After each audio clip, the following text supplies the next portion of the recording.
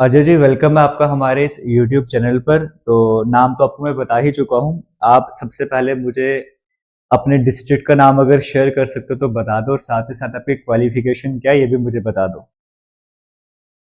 Sir बहुत बहुत शुक्रिया। सबसे पहले मैं अपना नाम बता दूं, मेरा नाम अजय सिंह है और डिस्ट्रिक्ट उधमपुर है और तहसील बसंतगढ़ से मैं बिलोंग करता हूं सर। ठीक है।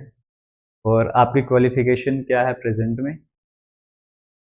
सर क्वालिफिकेशन मैंने बीएससी कंप्लीट की है, कोई 4-5 महीने हो गए कंप्लीट किए जीडीसी रामनगर से। और ठीक है। अभी मैं कॉम्पिटिटिव की तैयारी कर रहा हूँ वैसे। ओके। किस एग्ज़ाम की तैयारी कर रहे हो या किस डिपार्टमेंट में, कुछ बता सकते हो? सर मैं जेके एसएसबी की तैयारी कर रहा हूँ और साथ में एसएससी की भी तैयारी कर रहा हूँ कॉम्पिटिटिव। ठीक है। तो फिर आपने जैसे ग्रेजुएशन अभी कंप्लीट करी है 4-5 महीने पहले, तो आपने प्रिपरेशन अभी स्टार्ट करा या पहले से ही आप तैयारी कर रहे थे ग्रेजुएशन करते वक्त से? ग्रेजुएशन करते वक्त तो नहीं, पहले इतना ज़्यादा अवेयर भी नहीं था, मैं इतना ज़्यादा पता हाँ। भी नहीं था। लेकिन ठीक है। ग्रेजुएशन कंप्लीट करने के बाद ही सर अभी ठीक तीन है। चार महीने हुए कोई। ठीक है, जस्ट अभी आपने स्टार्ट करा है।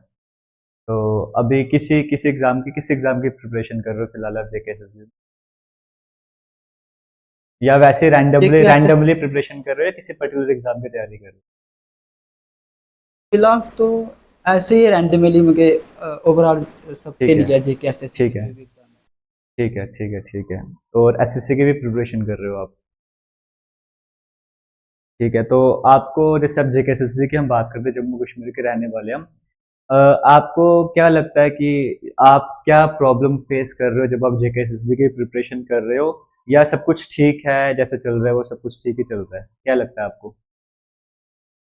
देखिए जेके एस एस बी का सिस्टम बिल्कुल भी अच्छा नहीं है जितना मुझे लगता है। हम्म। क्योंकि जेकेएसएसबी बड़ा ही लेट करता है। जैसे कुछ लोगों ने कुछ 3-4 साल पहले एग्ज़ाम दिया था और उनका रिजल्ट अभी तक आ रहा है। ठीक है। और जेकेएसएसबी का ना ही कोई कैलेंडर टाइमली आउट करता है, जैसे एसएससी कैलेंडर आउट करता है ना, पूरा बिल्कुल। बता देते हैं कि इनके एग्ज़ाम कब होंगे, कब फॉर्म फिलअप होंगे।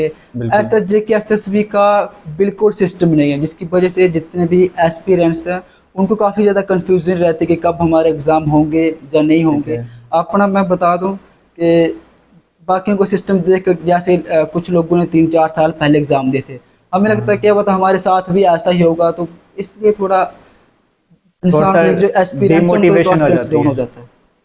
हाँ, बिल्कुल समझ रहा बिल्कुल हूँ, समझ रहा हूँ।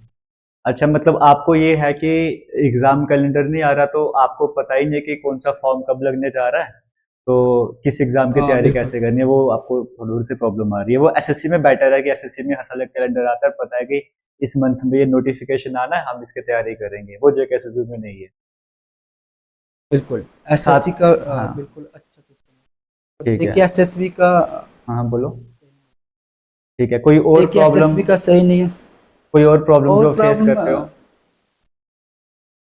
जेके एसएसबी की एग्ज़ाम फ़ी की लेकर बात करें तो इसकी एग्ज़ाम फ़ी भी ज़्यादा है। ठीक और है। एसएससी की अगर कंपेयर करें तो ठीक है, फीस ज़्यादा है, ठीक है, मैं मानता हूँ वो फीस ज़्यादा है। तो जैसे आप एक एस्पिरेंट हो अभी, तो हालांकि आपने अभी जस्ट प्रिपरेशन स्टार्ट करी, कई सारे एस्पिरेंट हो ऐसे जो 2-3 साल से तैयारी कर रहे होते हैं, तो उनका थोड़ा एक्सपीरियंस अलग बिल्कुल। होगा, आपका एक्सपीरियंस थोड़ा सा अलग है ना, क्योंकि आप अभी जस्ट आपने प्रिपरेशन, आप और कोई प्रॉब्लम फेस करते हो जो आप चाहते हो कि जे केसेस में ये चेंज भी होना चाहिए, ताकि जो बच्चे मेरी तरह और तैयारी कर रहे हैं वो भी थोड़ा रिलैक्स फ्री कर रहे हैं, या थोड़ा सा डिमोटिवेशन उनको ना फील हो? कोई और चेंज आप जो चाहते हो जे हाँ केसेस में हो, जो मैं आपसे जानना चाहूंगा।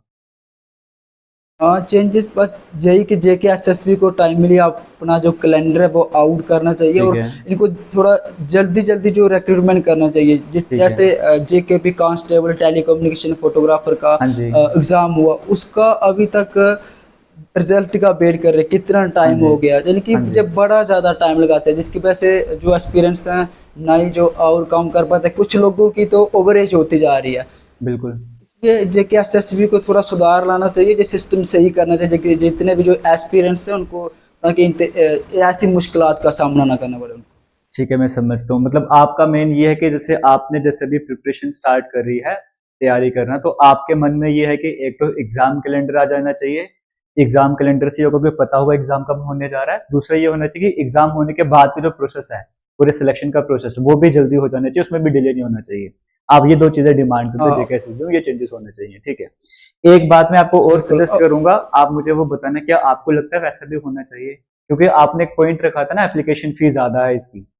एप्लीकेशन फी तो ज्यादा है, लेकिन जेकेएसएसबी में मैंने देखा है कि क्या होता है, एक ही तरह की पोस्ट होती है, वो डिफरेंट एडवर्टीजमेंट में देखने को मिलती है। एक बार अलग से फॉर्म लगाना पड़ता है, उसकी दूसरी बार अलग से फॉर्म लगाना पड़ता है। तो एक ही मतलब पोस्ट के लिए बार बार पेमेंट करनी पड़ती है और बार बार प्रोसेस नया स्टार्ट होता है। तो आपको नहीं लगता कि जितनी भी ये सारी पोस्ट हैं एक ही बार क्लब होके एक ही नोटिफिकेशन में आनी चाहिए? हाँ बिल्कुल सही बोला आपने। ऐसा होना चाहिए ना, एक ही बार उनको जो करना चाहिए, बार बार करने से हाँ जिसकी वजह से जो स्टूडेंट्स हैं उनको भी बार बार फी पे करना पड़ती है। इससे बेटर उनको एक ही बार जो भी इनका एक बार करना चाहिए, ताकि स्टूडेंट्स को भी ऐसे ये दिक्कत ना आए। हाँ, प्रोसेस भी एक ही बार कंप्लीट और पेमेंट भी बार बार ना करनी पड़े। ठीक है हाँ तो बिल्कुल। और हाँ जी बोलो। जेके एसएसबी का जो सिस्टम है, कोर्ट केस कुछ भी रिक्रूटमेंट होती है, कोर्ट केस इनका बड़ा मसला है।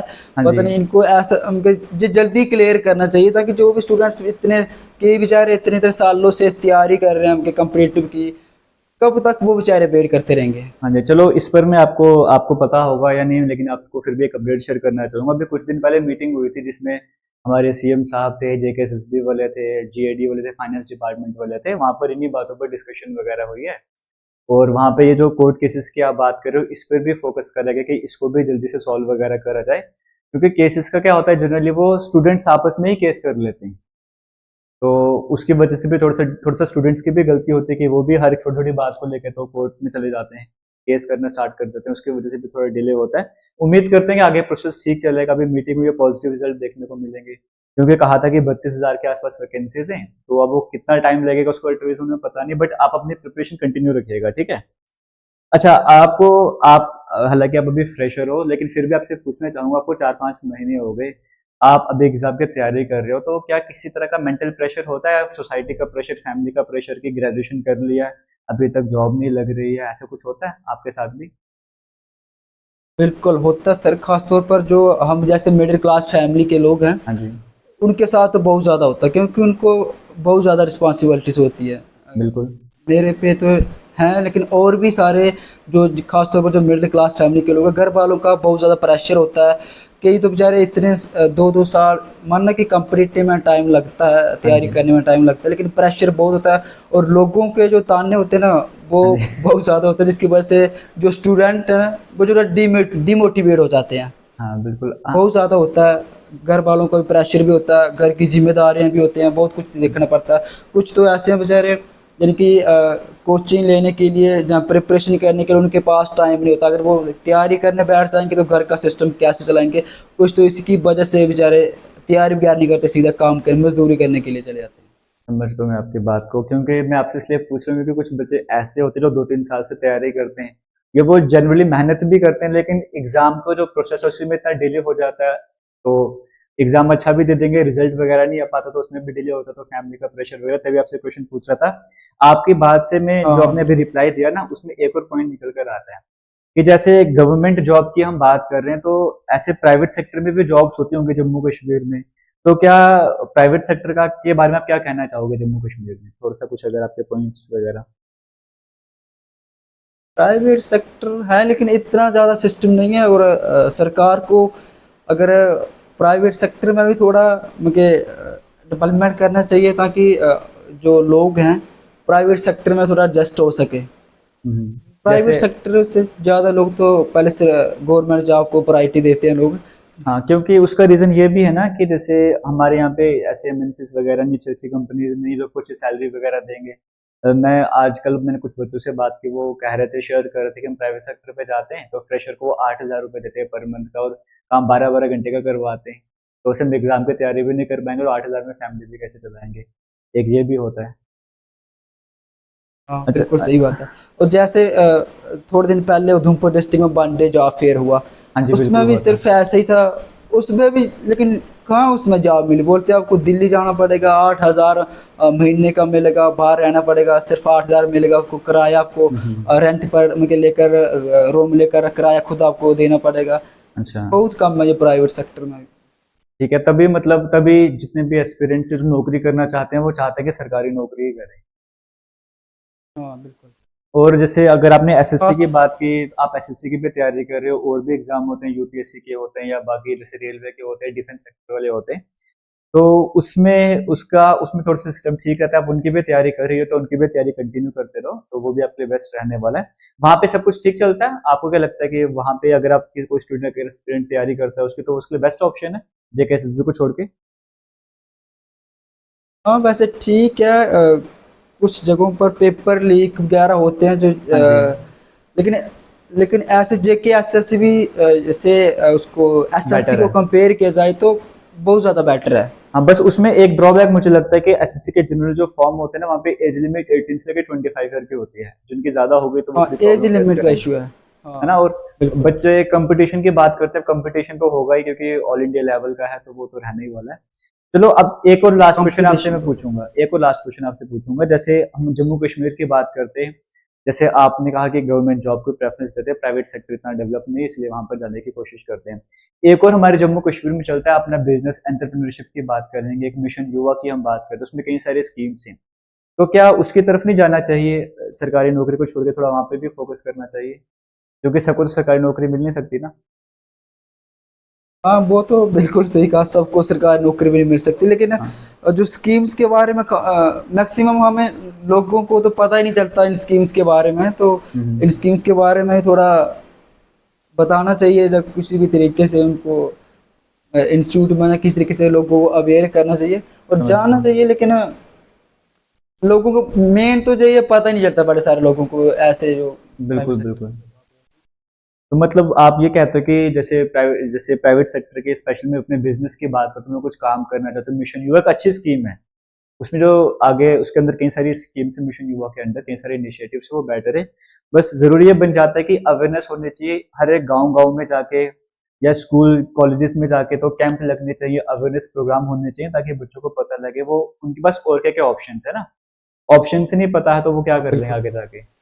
मतलब बिल्कुल और लास्ट लेवल पे जाके तो सबको पता होना चाहिए कि अगर आप बिजनेस करना चाहते हो, आप किस तरह से कर सकते हो, क्या क्या स्टेप्स हैं, क्या क्या प्रोसीजर आपको फॉलो करना पड़ेगा, किस तरह से आपकी हेल्प करी जाती है, पूरा उनको क्लियर करना चाहिए, तब भी तो वो सोच बनाएंगे।